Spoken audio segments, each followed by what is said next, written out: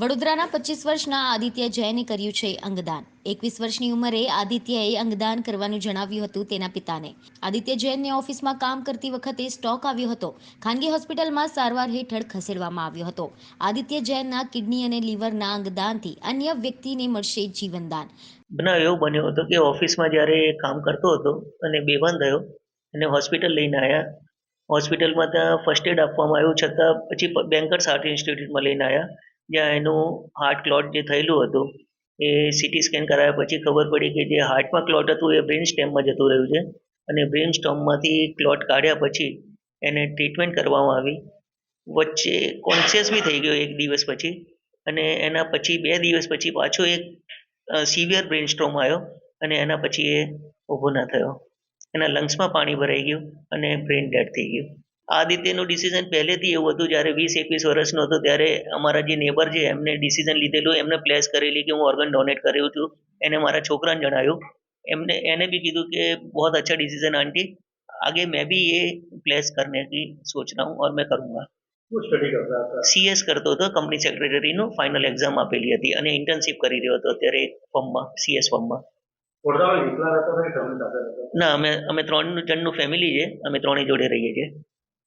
मेरा एक ही बेटा है और उसको ब्रेन हार्ट अटैक आया, उसके बाद ब्रेन उसका खड़े 2 कंटिन्यू तो उसमें उसका ब्रेन डेड हो गया।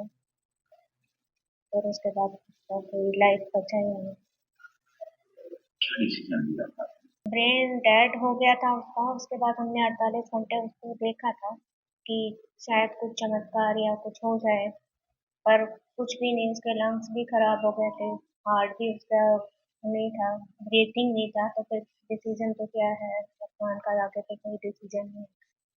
फिर हमने कहा ठीक है, उसकी इच्छा थी कि ऑर्गन्स डोनेट करने, तो हमने ऑर्गन्स डोनेट कर। बस ऐसे ही सबको अपने बच्चे का, अगर कोई छोटी उम्र में जाता है बच्चा, तो अपने ऑर्गन्स देने चाहिए जिससे दूसरे की जान बच सके। ये अच्छी चीज़ है। भैया मेरे से, मेरे भाई तो हैं बट मेरे कोई बड़े भाई नहीं है, सिर्फ भैया ही थे और मुझे ये आके ध्यान रखना है सबका। बाकी जैसा भैया का नेचर था वो कभी ऑफकोर्स वो तो चाहिए, वो तो मुझे पता था कि वो तो ऑफकोर्स डोनेट करते ही, मतलब कि सबसे ज़्यादा जेनरस और बहुत केयरिंग थे। उन्हें पूरी रिस्पॉन्सिबिलिटीज़ दी हुई थी। ये डिसीजन मुश्किल नहीं होना चाहिए, क्योंकि आप किसी को अगर अपने ऑर्गन्स दोगे तो एक तरीके से आप एटलीस्ट अपने बच्चे को किसी और में अलाइव रख रहे हो, और उसकी जो दुआ मिलेंगी वो आपके जो बंदा जैसे हमारे भैया हैं उन्हीं के काम आएंगी आगे। और किसी को लाइफ मिलेगी तो उससे उससे ज़्यादा बेटर चीज़ क्या होगी। वो हेल्प करके गए हैं किसी की, वैसे तो हमेशा ही हेल्प किया था।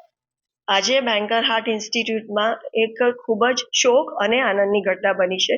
શોક એક વાતનો છે કે 25 વર્ષનું અમારો patient Aditya Jain brain dead છે, પણ બહુ જ ગૌરવની આનંદની વાત એ છે કે એમના રિલેટિવ આટલી કરુણ પરિસ્થિતિમાં પણ પોતાના બાળકના અંગો ડોનેટ કરી રહ્યા છે, લીવર અને કિડની ટ્રાન્સપ્લાન્ટ માટે આપી રહ્યા છે. આદિત્ય હવે આપણી વચ્ચે નહીં રહે, પણ એની યાદગીરી અહીંયા જ રહેશે અને 4 જિંદગી એ બચાવી રહ્યો છે. અને સલામ કરવાનું મન થાય છે કે મા બાપની શું સ્થિતિ હશે આપણે બધા સમજીએ છીએ, છતાં પણ એ લોકો આટલું મોટું ડિસિઝન લઈને કરી રહ્યા છે. બીજી 2 વસ્તુ ખાસ કહેવાનું મન થાય છે જે આપણે બધા જાણતા નથી. વન ઇઝ સોટો, જે ગવર્મેન્ટ ઓપરેટ કરી રહી છે અને એની પ્રણાલી, એની બધી સિસ્ટમ SOPs એકદમ જોરદાર છે. કાલે સાંજે જ્યારે અમે ડિક્લેર કર્યું કે અમે અંગ ડોનેટ કરવાના, પેશન્ટ અંગ ડોનેટ કરી રહ્યો છે, ત્યારથી અમારા સંપર્કમાં છે અને અમને ગાઈડ કરે છે. ડોનેટ કરીને કેટલી બધી જિંદગી બચાવી શકો. સૌથી બેસ્ટ થિંગ તમે આપી શકો દેટ ઇઝ હોપ, અને this is hope you are giving, which is very very big thing. આપણે બધા પણ આપણું એવું વિલ બનાવી શકીએ. તમે આંખ પણ ડોનેટ કરી શકો અને સિસ્ટમ બહુ સરસ છે. ગવર્મેન્ટ બહુ જ કોઓપરેટ કરે છે અને હું તો એવું વિચારું છું કે ભગવાન કરે મારું પણ આવું થાય તો હું મારા રિલેટિવને કહીને જવાની છું કે જે પણ મારું અંગ સારું હોય ને આપી શકાયું હોય તો આપી શકશો. એ મારી છેલ્લી ભેટ હશે આ જનતાને અને આ પૃથ્વીને, કારણ કે જવાનું તો બધાય છે જ.